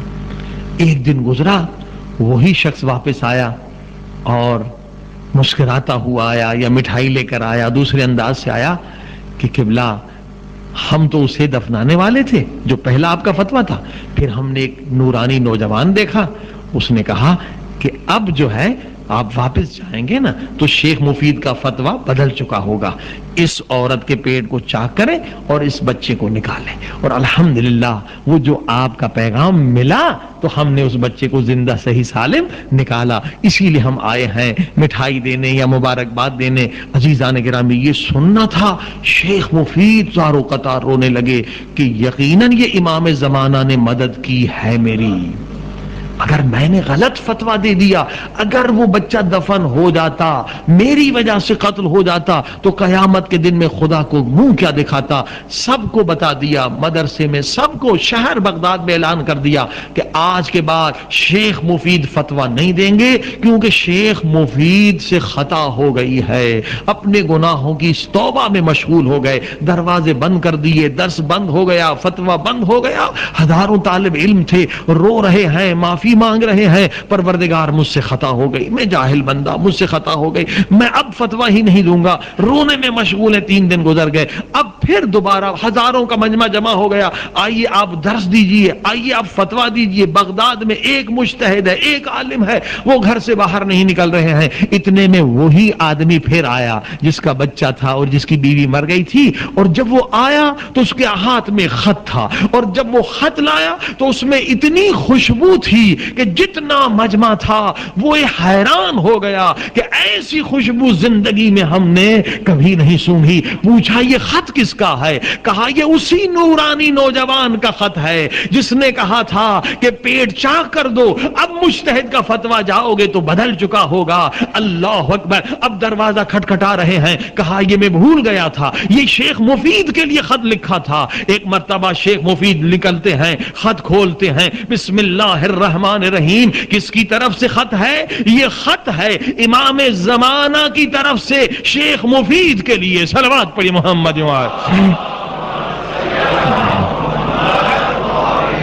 عزیزان۔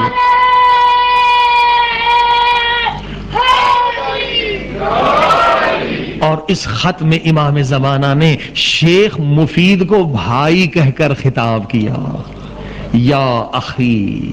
ہاں، جیسے امام حسین نے حبیب ابن مظاہر کے لیے لفظ استعمال کیا ہے، یا اخی، کیونکہ حبیب ابن مظاہر بھی اپنے زمانے میں فقیہ تھے، بہت بڑے عالم تھے۔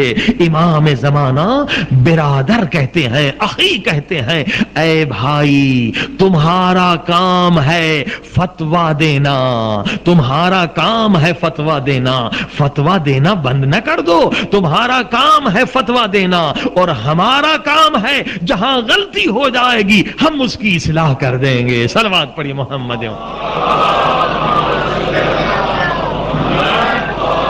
عزیزان، یہ غیبی مدد رہی ہے علماء مجتہدین مراجع کی، اسی وجہ سے یہ مذہب اور ترقی پا رہا ہے۔ تصور کریں اپنے زمانے کے 2 بڑے سپر پاور تھے، بنی امیہ بنی عباس، انہوں نے پوری طاقت لگا دی تھی کہ مذہب شیعہ گویا ختم ہو گیا، کئی مرتبہ کتابیں جلا دی گئیں، کئی مرتبہ ہماری لائبریریوں کو دریا میں پھینک دیا گیا، ہمارے علماء کو شہید کیا گیا، ہمارے سروں سے دیواریں بنائی گئیں، لیکن آج بھی مذہب اہل بیت موجود ہے۔ تو یہ کس کے صدقے میں موجود ہے؟ امام زمانہ کی مدد کے صدقے میں۔ صلوات پڑھے محمد۔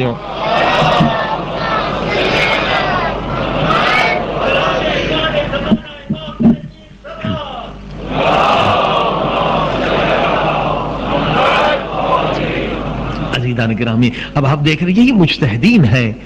علامہ ہلی رحمت اللہ علیہ وہ عالم بزرگ ہیں جس نے الفین کتاب لکھی ہے، 2000 دلائل ہیں مولا علی کی امامت اور خلافت۔ 2000 دلائل اردو میں بھی الحمدللہ چھپ چکی ہے، عقلی، منطقی، قرآنی، فلسفی، 2000 دلائل لکھے۔ بہت بڑے مناظر تھے۔ علامہ ہلی کے زمانے میں ایک دشمن اہل بیت پیدا ہو گئے، اس نے کتاب لکھی اہل بیت کے خلاف، مگر وہ کتاب کسی کو دیتا نہیں تھا۔ مجمع جب جمع ہوتا تھا وہ کتاب کھولتا تھا اور اس سے اعتراضات بیان کرتا تھا، لوگوں کے ذہنوں میں شکوک پیدا ہوتے تھے، مگر پوری کتاب نہیں دیتا تھا۔ اب علامہ ہلی نے کہا جب تک کتاب نہیں ملے تو ہم اس کا جواب کیسے دے سکتے؟ وہ کتاب کسی کو نہیں دے رہا۔ تو علامہ ہلی نے کیا کیا، اپنا ایک شاگرد بھیجا کہ تم جا کے اس کے شاگرد بن جاؤ، کسی طریقے سے کتاب لے لو۔ ایک شاگرد چلے گئے، جا کے ان کے مدرسے میں شاگرد ہو گئے، آخر ان کا قرب حاصل کیا، کہا استاد یہ کتاب مجھے چاہیے۔ کہا میں نے قسم کھائی ہے کہ یہ کتاب کسی کو اگر دوں گا بھی تو 1 رات سے زیادہ نہیں دوں گا، کیونکہ اگر کتاب میری چلی گئی تو میرا علم بھی چلا جائے گا، تو اگر کسی کے پاس پہنچی تو فوراً جواب آ جائے گا، کیونکہ اب تک جو جواب نہیں آیا میں ایک مجلس میں ایک اعتراض سناتا ہوں، دوسرے کا جواب کوئی نہیں. پھر دوسرا اعتراض. کہا ٹھیک ہے استاد مجھے ایک رات کے لیے دے دیں. اب وہ کتاب لے آئے شیخ مفید یا علامہ ہلی کے پاس. اب موٹی کتاب ہے, ایک رات کا وعدہ ہے کہ یہ واپس کرنی ہے. علامہ ہلی نے لکھنا شروع کر دیا. پہلے کتاب لکھ لے پھر اس کا آرام سے جواب دیں گے. لکھتے گئے مگر بہت تھکے ہوئے بھی تھے اور پوری رات لمبی رات تھی سردیوں کی غالباً. اب انہیں جھٹکے آ رہے نیند کے. یا اللہ نیند کا غلبہ ہو جائے گا تو اس کا جواب دینا ہے. بس اب اہل بیت کے خلاف ہے, دشمن اہل بیت نے لکھی ہے, مجھے میرے مدد فرما. پھر لکھ رہے ہیں, پھر نیند آ رہی ہے غلبے. اچھا اچانک دروازہ کھٹکھڑا. دروازہ کھولا, آدھی رات کا وقت ہے. ایک نورانی نوجوان کہتا کیا آپ مجھے مہمان بنانا پسند کریں؟ کہا کیوں نہیں, بسم اللہ, مہمان بنانا سنت ہے. لے کر آ گئے نوجوان آ گئے. کہا علامہ اب بہت تھکے ہوئے لگ رہے ہیں. کہا تھکیا ہوا ہوں لیکن یہ کتاب بہت ہے, مجھے لکھنی ہے. کہا آپ سو جائیں میں لکھ لوں گا. کہا یہ بہت مشکل کتاب ہے, علمی کتاب. کہا آپ میرا امتحان لے لیں, میں لکھ سکتا ہوں تو ٹھیک ہے. کہا جائیے. اب وہ نوجوان نورانی آتا ہے, اپنے قلم سے لکھتا ہے اور اتنا خوبصورت لکھتا ہے کہ علامہ حیران ہو جاتے ہیں کہ آپ کا خط اتنا اچھا ہے, ہینڈ رائٹنگ اتنی اچھی ہے, آپ تو عالم لگتے ہیں. تو وہ مسکرا کر کہتے ہیں علامہ اس سے بھی اچھا لکھوں؟ علامہ حیران ہو کر کہتے ہیں کہ میں نے زندگی میں ایسی خط نہیں لکھی دیکھی. اے نوجوان کیا اس سے بھی اچھا خط ہو سکتا ہے؟ انہوں نے کیوں نہیں ہو سکتا ہے. اب اس نوجوان نے دوبارہ جب قلم اٹھایا تو اتنے الفاظ تھے موتیوں کی طرح, پہلے خط سے بھی زیادہ خوبصورت. علامہ حیران ہو گئے, نوجوان تم تو بہت ہی عجیب ہو. نوجوان نے مسکرا کر کہا علامہ اس سے بھی اچھا لکھوں؟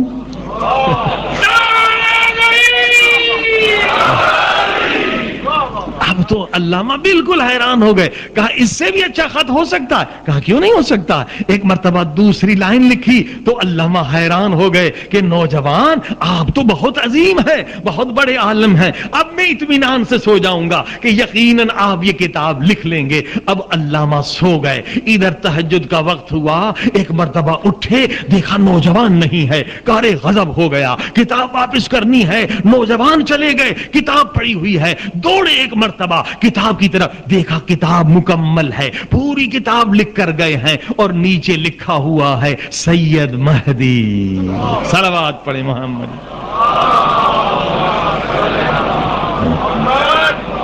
تعجب فرمائے. اب رونا.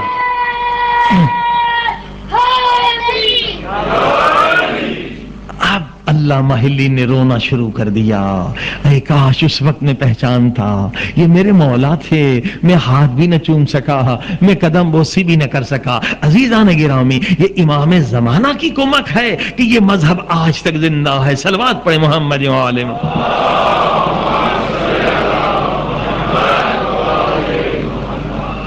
لہذا یہ نئی سازش ہے, خبردار رہیے کہ دوبارہ اس مردہ مذہب کو زندہ کیا جا رہا ہے, اخباریت کو, تاکہ شیعت میں پھر ایک نیا فتنہ اٹھے اور مرکز ان کا ختم ہو جائے. مرکز ختم ہو جائے گا تو شیعت ختم ہو جائے گی. صلوات پڑھی محمد وال.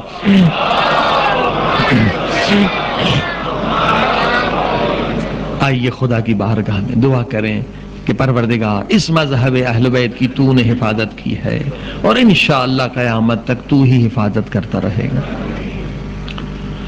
اللہم صلی علی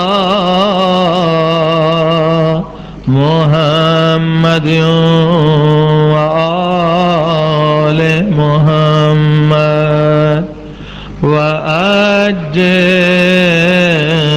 فرجهم اللہم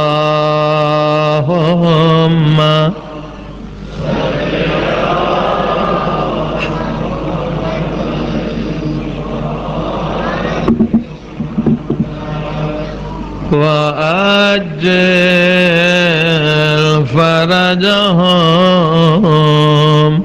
اللَّهُمَّ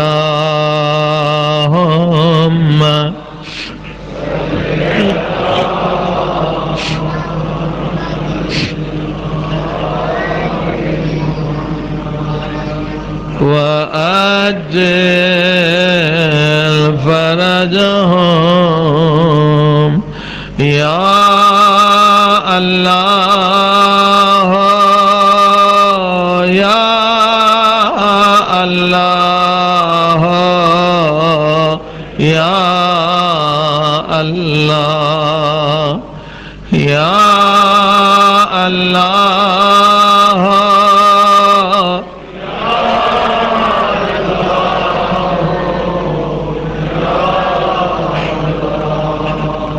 یا اللہ یا اللہ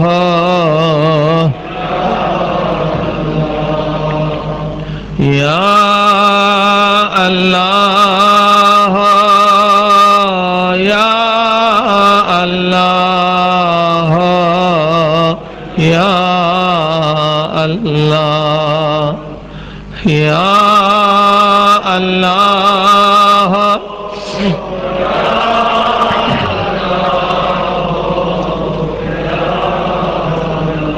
او میرے اللہ تجھے واسطہ اس لحظے کا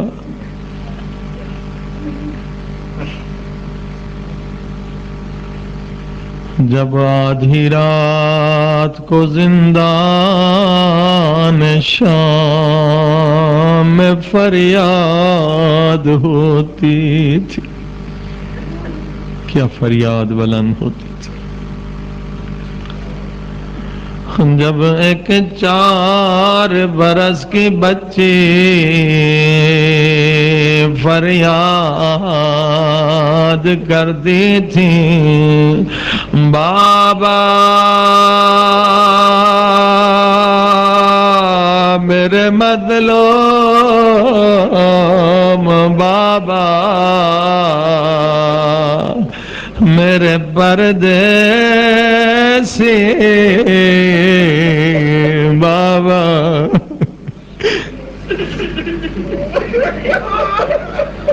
بابا بابا بابا میں تیرے سینے پہ سونے کی عادی تھی، مجھے خاک زندان پہ نیند نہیں آتی بابا، میرے اللہ اس یتیم بچی کا تجھے واسطہ جو کبھی رو کے کہتی ہوں گی چچا جان چچا جان قسم لے لے اب پانی نہیں مانگوں گی،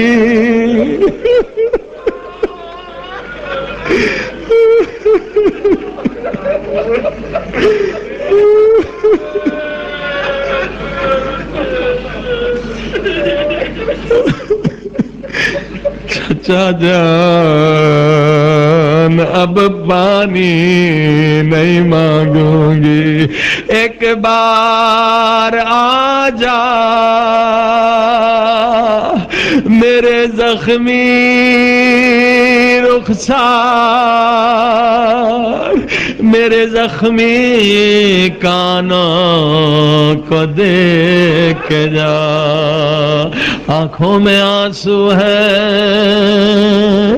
دعا کی قبولیت کا وقت ہے، سب بلند آواز سے فریاد کریں یا اللہ یا اللہ یا اللہ یا اللہ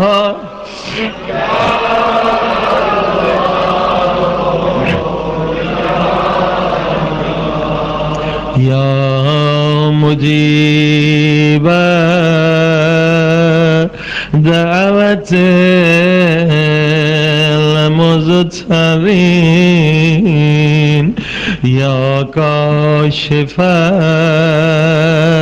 كرب المكروبين سب مل کے کہیں یا غیاث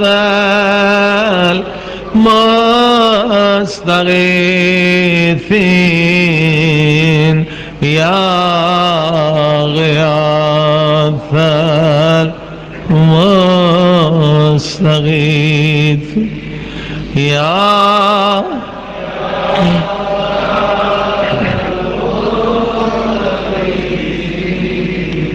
یا غیا اے فریاد کرنے والوں کی فریاد سننے والے میرے اللہ آج ہم سب کی فریاد سن لے سب مل کے فریاد کریں یا غفار یا غفار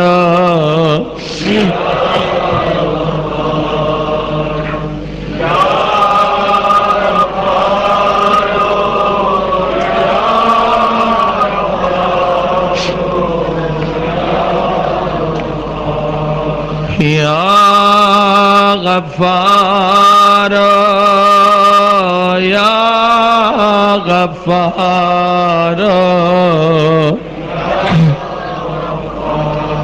اے عزیزو اگر خدا نے ہمیں بخشنا نہیں ہوتا تو خدا کبھی اپنا نام غفار نہ رکھتا غفار یعنی بخشنے والا رحمان یعنی رحم کرنے والا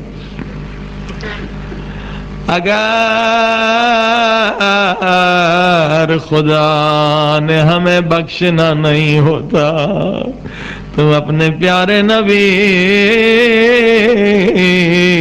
رحمت للعالمین کو خلق نہیں کرتا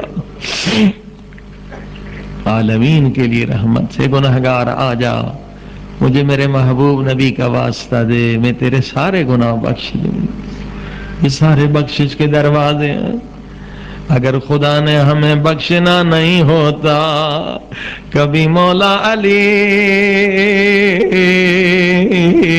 کو خلق نہیں کرتا اے گناہگار تو جتنا بھی گناہگار ہے آ جا خدا کے در پہ آ جا لا تقنطوا من رحمت اللہ کبھی اللہ کی رحمت سے مایوس نہ ہونا خدا کے در پہ آ کے خدا کو واسطہ دے اے خدا تجھے زخمی سر مولا علی کا واسطہ تجھے 21 رمضان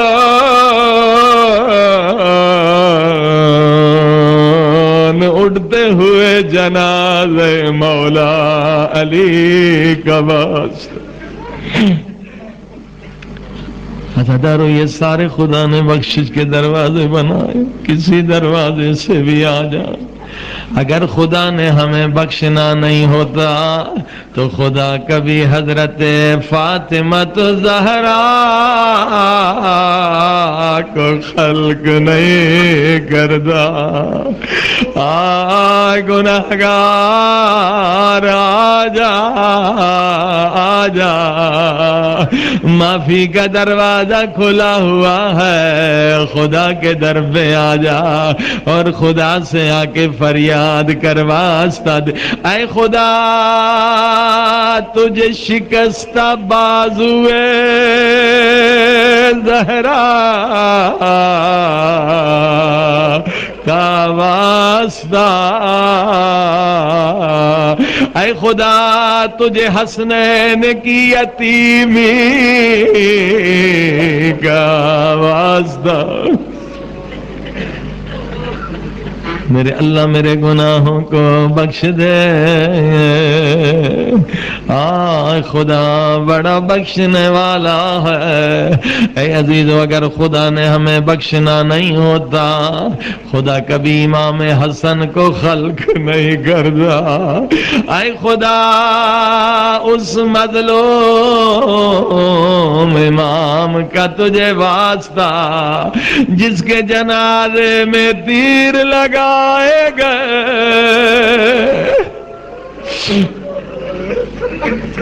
یقیناً یہ سارے بخشش کے دروازے، اگر خدا نے ہمیں بخشنا نہیں ہوتا، خدا مولا حسین کو خلق نہیں کرتا۔ تو جب حر جیسا گناہگار بخشا گیا، اے مومن تو بھی آ جا، اگر خدا نے ہمیں بخشنا نہیں ہوتا، خدا کبھی ہم شکل پیمبر علی اکبر کو خلق نہیں کرتا۔ اے خدا تجھے زخمی سینے علی اکبر کا واسطہ،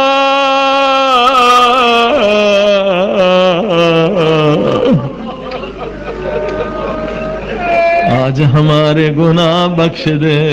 او شیعو کتنے خوش نصیب ہو، کتنے بخشش کے دروازے ہیں، اگر خدا نے ہمیں بخشنا نہیں ہوتا، خدا کبھی قمر بنی ہاشم عباس علمدار کو خلق نہیں کرتا۔ اے خدا میرے گنہگار ہاتھوں کو نہ دیکھ، تجھے عباس کے کٹے ہوئے بازوؤں کا واسطہ، اے خدا میری توبہ قبول کر لے۔ نہیں سنیں گے، بہت روئیں گے، اگر خدا نے ہمیں بخشنا نہ ہوتا، کبھی علی اصغر کو خلق نہیں کرتا۔ اے خدا زخمی گردن علی اصغر کا تجھے واسطہ، آج ہمارے گناہوں کو بخش دے۔ آئے عزادارو سنے، اگر خدا نے ہمیں بخشنا نہیں ہوتا، کبھی سکینہ کو خلق نہیں کرتا۔ اے خدا اس یتیم بچی کی یتیمی کا تجھے واسطہ، ہمارے سارے گناہ بخش دے۔ سب مل کے کہیں یا غفار،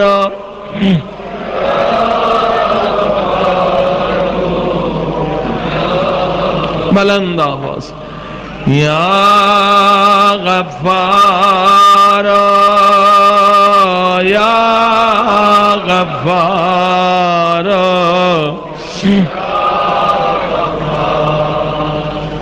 یا غفار،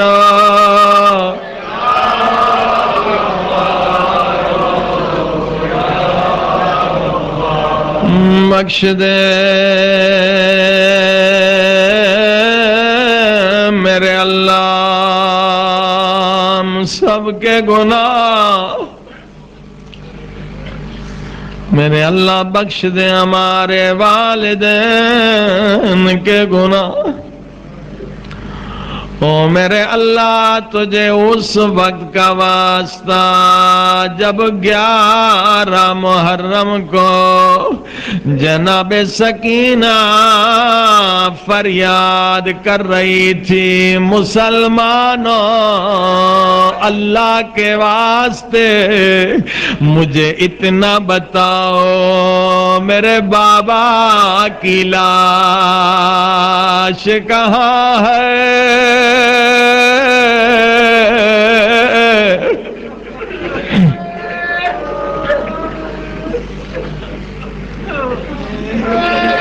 مجھے نہیں معلوم معصومہ بچی، یتیم بچی کیسے فریاد کر رہی تھی، شاید کہہ رہی ہو مسلمانوں میں سید زادی ہوں، میں یتیم ہوں، اگر تم نے مجھے بتا دیا میں تمہیں دعا دوں گی، قیامت کے دن نانا رسول خدا سے سفارش کروں گی۔ ادارو اتنے میں گھوڑے سوار ایک ظالم ایک معلوم میں یہ فریاد سنی وہاں سے گزر رہا تھا، یزید کے سپاہی نے کہا بچی میرے نزدیک آ، میرے گھوڑے کے نزدیک آ، میں تجھے بتاتا ہوں تیرے بابا کی لاش کا۔ جناب سکینہ نے فرمایا میں تجھے دعا دوں گی اگر تو نے بتا دیا میرا مظلوم بابا، میرا پیاسا بابا۔ بچی نزدیک آئی کہ بابا کی زیارت ہوگی، اس ظالم نے کہا اور میرے گھوڑے کے نزدیک آ۔ جناب سکینہ اور نزدیک آئی۔ عزادارو روایت بہت سخت ہے، جتنے سادات بیٹھے ہو مجھے معاف کرنا، مومنوں معاف کرنا، میں کبھی سخت روایت نہیں پڑھتا مگر معصوم امام کا فرمان ہے، اے ذاکر روایت کتنی بھی سخت ہو ہمارے عزاداروں سے چھپانا نہیں، انہیں پتہ تو چلے کربلا میں ہم پر کیا گزری۔ عزاداروں کس زبان سے بیان کروں؟ اس ظالم نے کہا میرے گھوڑے کے اور نزدیک آ، یتیم بچی اور نزدیک آئے۔ اس ظالم نے اس زور سے تماچا مارا، بچی جا کے زمین پہ گری، ہائے سکینہ جا کے زمین پہ گری۔ اس مومن کو سنبھالو، یہ مومن آج برداشت نہیں کر سکتا۔ اللہ جانے سید سجاد نے کیسے برداشت کیا ہوگا، تبھی 40 برس خون جگر کے آنسو۔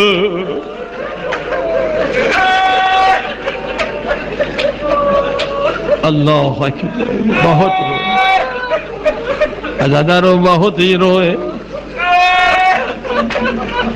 اب قرآن کی آیت سن کے روئے، روایت سن کے بہت روئے۔ قرآن مجید کی آیت امل یتیم ولا تقہر، او لوگو یتیم کو کبھی ڈانٹا بھی نہ کرو، یتیم کا دل بڑا نرم ہے۔ اما الیتیم فلا تقہر، اب حدیث سن کے روئیے. اللہ کے رسول فرماتے ہیں مسلمانوں غور سے سنیں گے بہت روئیں گے. اللہ کے رسول فرماتے ہیں مسلمانوں کبھی حیوان کو بھی منہ پہ نہ مارا کرو, کبھی حیوان کو بھی منہ پہ نہ مارا کرو. یہ نبی کی نواسی, یہ حسین کی بیٹی ہے, یتیم بھی ہے اور سید زادی بھی ہے. عزیزانو مگر کتنی صابرہ ہے حسین کی بیٹی, کتنی مظلومہ ہے حسین کی بیٹی. ظالم نے زور سے تماچا مارا, معصوم بچی جا کے زمین پہ گری. سکینہ نے زمین سے اٹھ کے کیا فرمایا, ہاں سنیں گے. بچی نے کھڑے ہو کر کیا فرمایا, فرمایا تماچا مارنے والے, وہ تماچا مارنے والے مجھے اتنا بتا دے میرا جرم کیا ہے, میرا قصور کیا ہے, کیا بابا کا پوچھنا جرم ہے؟ میرے اللہ اس معصومہ بچی کے صدقے آج ہمارے گناہوں کو بخش دے, بیماروں کو شفا دے. سب مل کے کہیں اما یجیب مزدار اداد ویکشف السوء. سب مل کے اما یجیب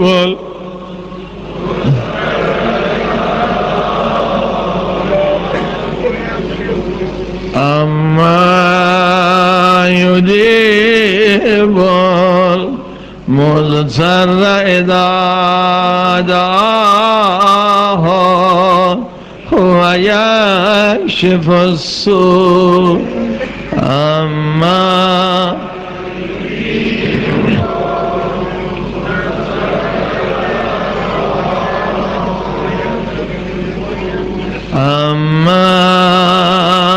یجیب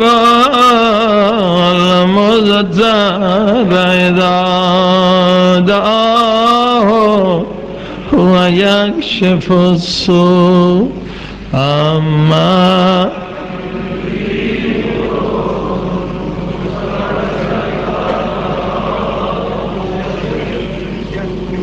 پروردگار ہمارے چھوٹے بڑے گناہوں کو بخش دے, ہمارے والدین کے گناہوں کو بخش دے, جن کا حق ہماری گردن پر ان کے گناہوں کا بخش دے, جنہوں نے ہم پر احسانات کیے ان کے گناہوں کو بخش دے.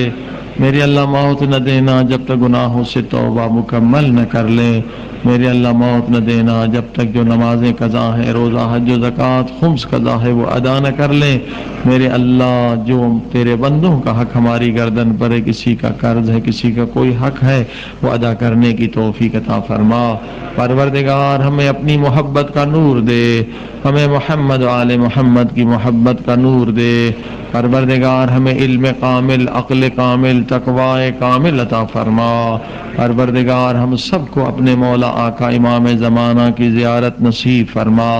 ہمارے کردار سے, ہمارے اعمال سے, ہماری گفتار سے امام زمانہ کو راضی و خوشنود فرما. پروردگار ہم ایسا گناہ نہ کریں, ایسا عمل نہ کریں جس سے اس امام کے دل میں دکھ پیدا ہو جائے, امام کا دل زخمی ہو جائے. پروردگار بحق محمد آل محمد دنیا سے ظلم کے خاتمے کے لیے, اسلام کی سربلندی کے لیے ہمارے مولا آقا امام زمانہ کا جلد از جلد ظہور فرما. ہمیں اپنے مولا کے ادنا غلاموں, نوکروں, سپاہیوں میں شامل فرما. ہمیں شہادت کی موت نصیب فرما۔